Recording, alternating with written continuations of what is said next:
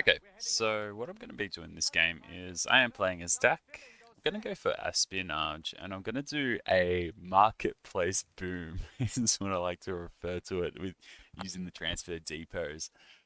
I was using this strategy when this Espionage Battlegroup was first released, and I really enjoyed playing like this. It just reminded me of the old school Age of Empires days where I used to build the marketplace, sell the resources whilst they were high, and try boom by that method, exchanging that wood for gold and or food for gold and making something happen. So I apply that same methodology using this. Now, what that means is I have to change one of my resources, and my chosen resource is to swap out my fuel.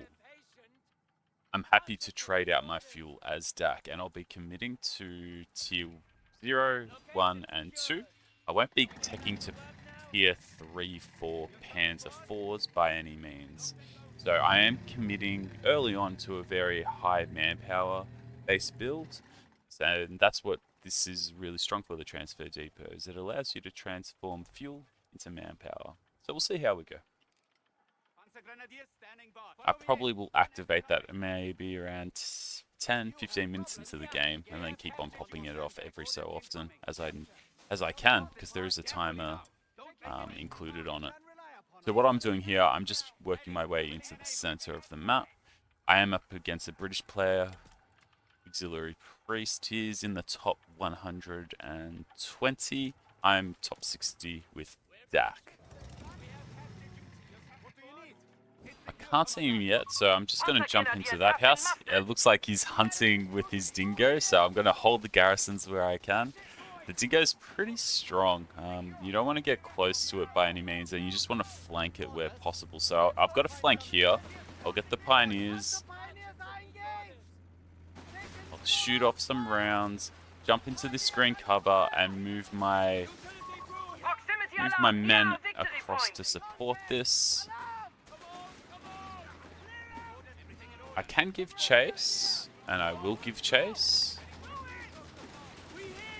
It's okay if I absorbed a bit of damage there, because it's going to slow down the advance or the retreat of those engineers. I'll get my other Panzer Grenadier. We'll get a flank on that cover. And just keep on pushing. I've got the other Panzer Grenadier coming across. Nice. That's a really good start. So, caused a lot of damage. I've got the opportunity here to actually place a mine as well, which might catch that dingo off guard as it comes across. So let's push this. I've got that position there. I'll use the quick heals, or quick repairs I should say, on my bike. And then I'll move on in and do some close range damage onto this infantry section. I'll keep on getting close, because if I can get vet 1, and I'm almost at vet 1, it'll be really useful for the future engagements. But if I can rotate now and put some pressure on this cutoff, it will be beneficial. I will use my pioneer to come to the mid and get down some sandbags, which will be helpful as we transition into the mid game.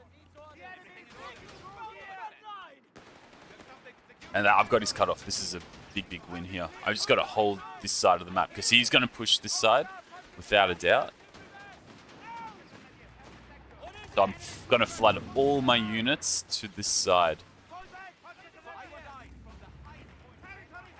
and just defend the cutoff, because he has to make a decision now. Is he going to push into the mid, which it looks like he is? I'm going to hop out so all my rifles are firing. No, he's actually not. He's coming across here. He's going to defend that cutoff. I'm not going to be able to fully decap that, so I'm just going to go back here. Let's jump in there to prevent the decap. Even if I do this, I'm limiting his fuel income significantly, so that's going to allow me to get the flak panzer out. I've decapped that. Reverse just a little bit more. And I'm pretty content with that. I don't want to feed him manpower unnecessarily either, so we'll back out there. I'll cap this point and the ammo in the south, and by then my bike will have the self-repair active, and I'll be able to self-repair and park it into the center so I have vision of the entire central corridor of the map. I'll put some pressure up here to get him off the VP. And I'll be able to afford that in a moment. Our strategic point is being neutralized by the enemy. And I can self-repair now, actually. I don't have to wait till I go onto that far side. I'll jump into the house here just to stall it out as long as I can. And let's get in close to that engineer. Is that a grenade? No. I don't know what I heard then. I thought it was a grenade. I think it was just a pistol. Alright, so the Vet 1 out is active. It's going to chew through those engineers. And when these Panzer Grenadiers come up to play, what I'm going to do is I'm going to rush my bike straight to the fuel. Our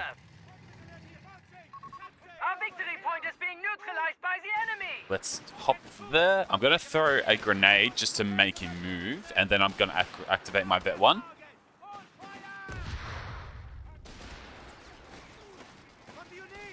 So I should maybe be able to force a retreat, I hope.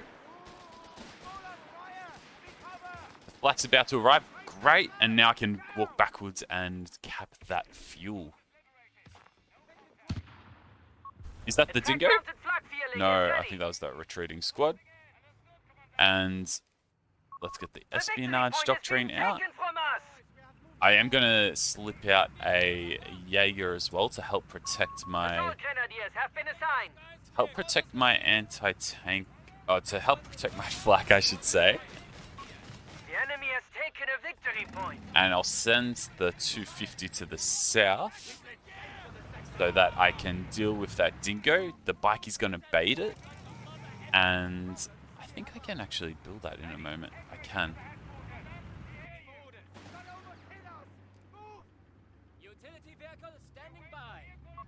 Our territory is in enemy hands.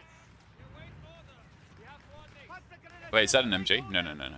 We're okay. We can stay here. We can stay. And we'll bring that flak around. They'll suppress all the engineers as they charge up. I'm just going to bring this slightly forward just to get a little bit of vision.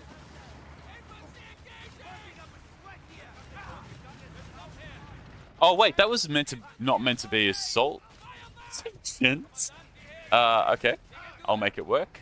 Let's maybe get some AT out. I'll get an anti-tank gun out first before I build that OP. Commandant, we have command points available to us. Oh, that was a mistake. I can make it work though. I do want to check his base quickly. The fuel point is being taken from us. Alright, does he have healing? No, that's what I want to check for.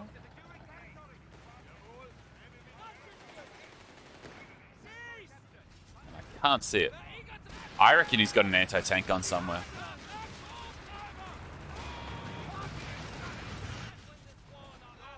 So let's just bring this 250 up and put some pressure on the fuel if possible.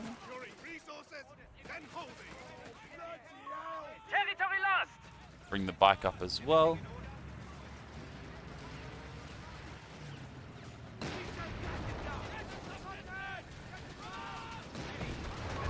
Proximity alarm near our strategic point.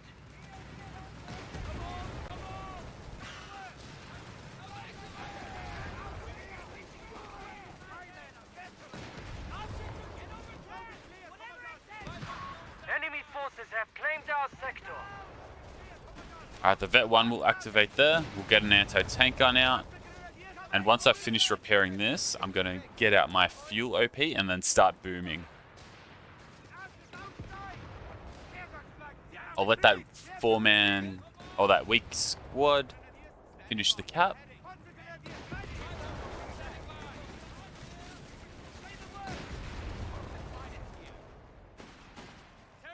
Or decap the fuel, I should say. Everything else will just chill around the center and stall that Stuart.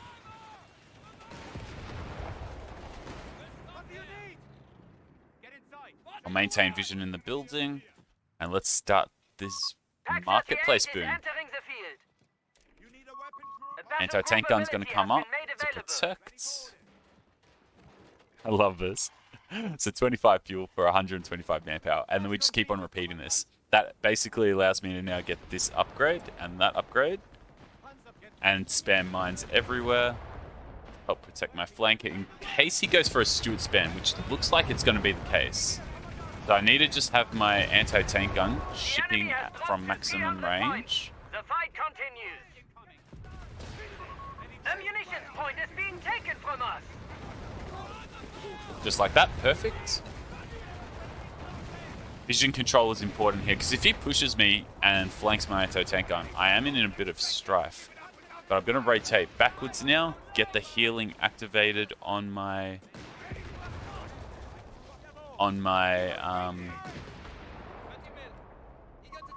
half track. Oh no, my bike. Sorry, bike. I completely forgot about you. We're losing grasp of a victory point. Understood. Grab the gun. Let's move. Got anything for us? Enemy at 250 points. They Alright, let's push down here. This would be significantly easier if I had the Jaeger to just help shadow everything and have that mobility, but I don't have that. So let's get the 6-man. Ooh, he's seen that. Interesting. Alright, what I need to do here, I need to mine up just a little bit more in the center and then just keep my anti-tank gun around this location consistently. A victory point is being taken from us.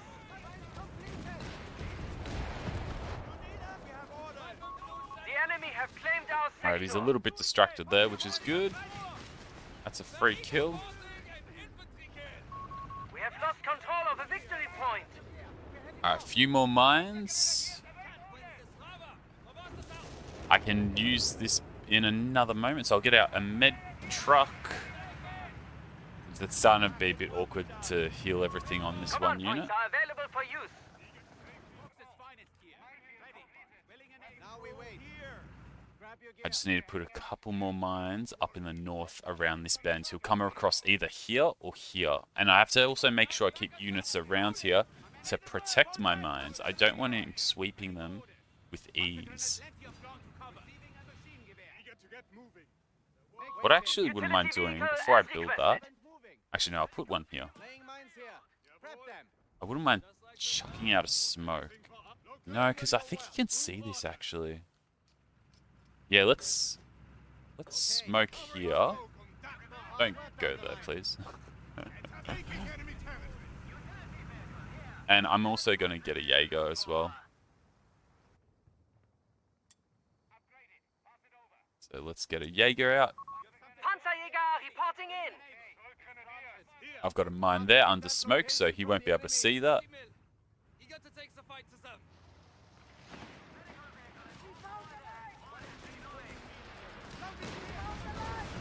And here comes the pain. Enemy force is standing at 200 points and falling.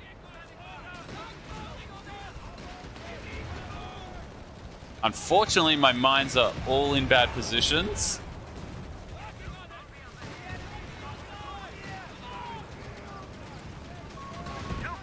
Has been destroyed.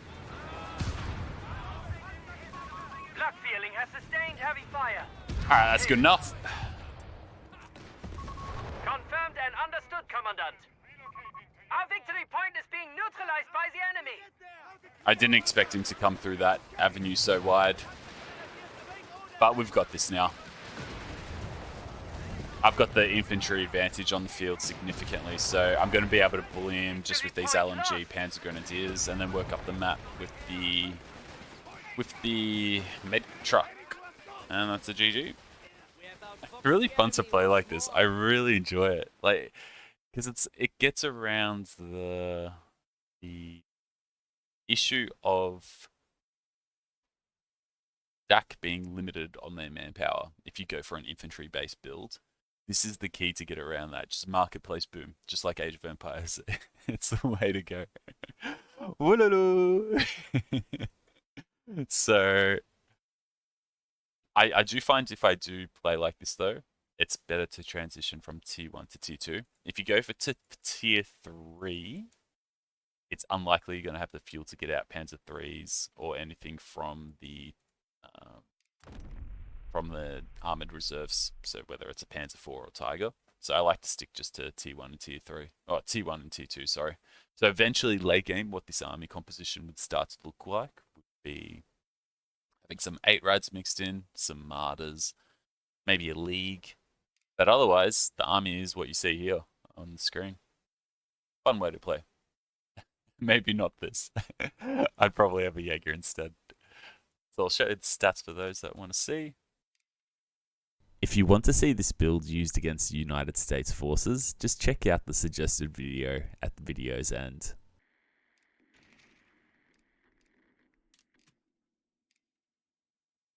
And that's it. Take care. I'll catch you next time. Bye.